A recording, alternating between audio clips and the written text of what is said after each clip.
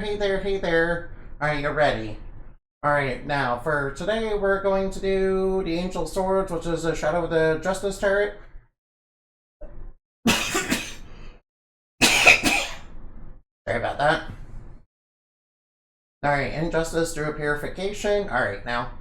This entity's form resembles a thin metallic gold and silver armored humanoid with heels on its shoes that are modeled after swords, and it has long swords of heavy, durable, shining gold burning with holy light for arms, and a cold, robotic-looking helmet visor that shows only a single cold, baleful eye, and wings that are like that of a biblically accurate angel with bleeding eyes, and a halo of LED lights on its back, and robotic joints and a red sharp-looking visor. Alright, that's what I just said, yeah. The Angel Sword was a robotic warrior once in a dark age, back when Lilith and the Great Evils had burned and destroyed the universe that once existed, and was one of the first among those created by the goddess of the creation. It knew war and was especially cold emotionally and proud of purifying the wicked from the universe with brutal efficiency. When peace settled, it thought its logic was that which was robotic, cold and robotic, was perfect, pure, righteous, even. And so the gods of creation made new creations, those being humans as well as, eventually its ultimate descendants, which humans would get to be able to make, by the way. The Angel Swords, however, saw humanity and their creations, its hope as being different from its perfect analytical robotic race, or the beautiful harmony of the heavens and the world that he served.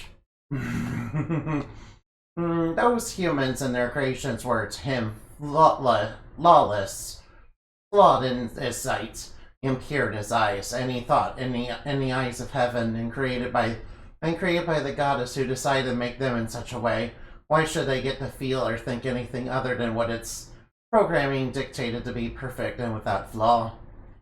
For the world they had built, it had stood eternal?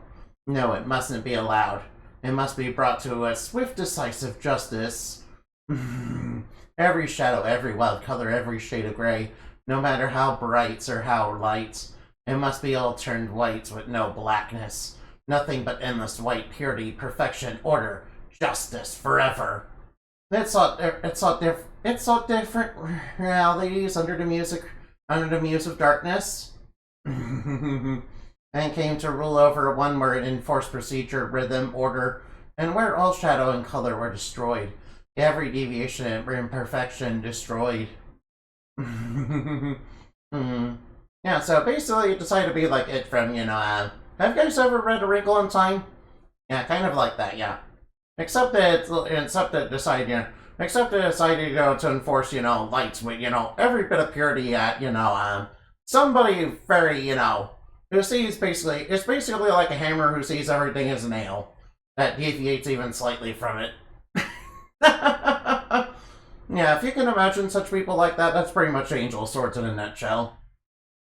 After all, that's why it had joined the Muse of Darkness, and why it had taken part in the Box of Evils incident, and was the most enthusiastic about the great evils and their corruption. It meant new enemies to fight, new wars to be fought, order to be enforced.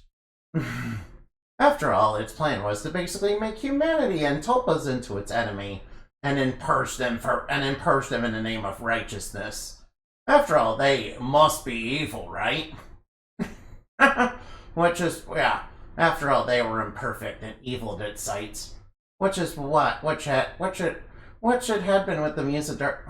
What should have been when it helped the Muse of Darkness spread part of it? What should be? Sorry, I have to start over. Which had been what it had helped the Muse of Darkness spread as part of the principles and practices of the traders of the goddess of creation, and enforced and used to justify their purification of inferior beings in their eyes. They should either submit or die. The spider hunted it down, doing it down to its own world in the eyes of the angel, and in the eyes of the Angel Swords.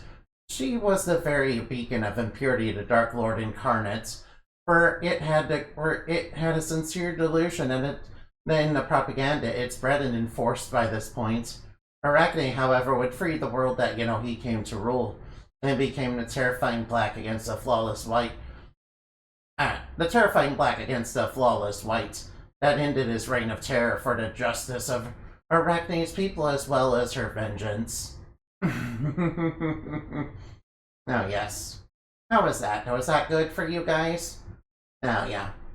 Alright, I kind of talked about... Alright, now.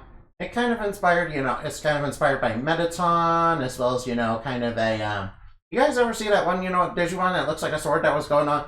That looks like it has sword arms that was going on about the 20th, Dying Strangers? I thought that one was pretty funny. But yeah, part of what it is inspired by it, as well as an episode of Charm that I saw a long time ago. You guys probably don't know what I mean. Basically, there was this, world of pure darkness, as well as there was this world of pure light. The world of pure light would basically, they came to an imbalance of power between them, and the world of endless lights. Yeah, it was basically because of a villain scheme, but that's not relevant.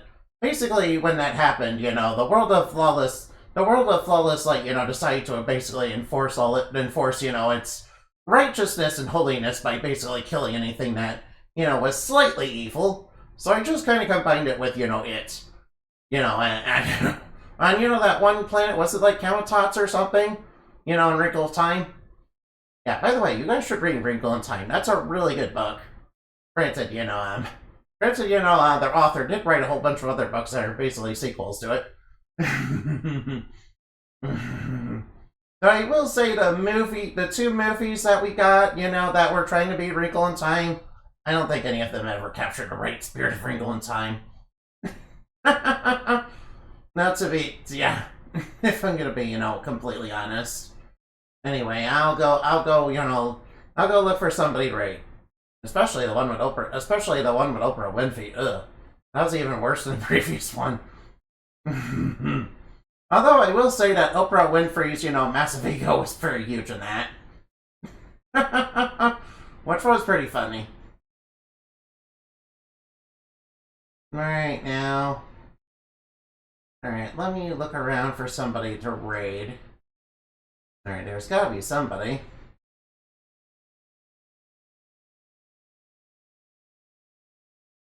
Alright, how about... Oh, how about Lumicite? Alright, I'll try Lumicite. Raid Lumicite. Alright, now. Alright, remember to play games that remember to fly like bat and shine like the moon, for we are stuff dreams are made of. Bye-bye now, you cuties. You cute, adorable things. Also, you should give me your name. Yes, you can trust me with your name. I'm a fairy. You know we can be trusted with your name. Obviously. Give me your name. Give me your name. Goodbye.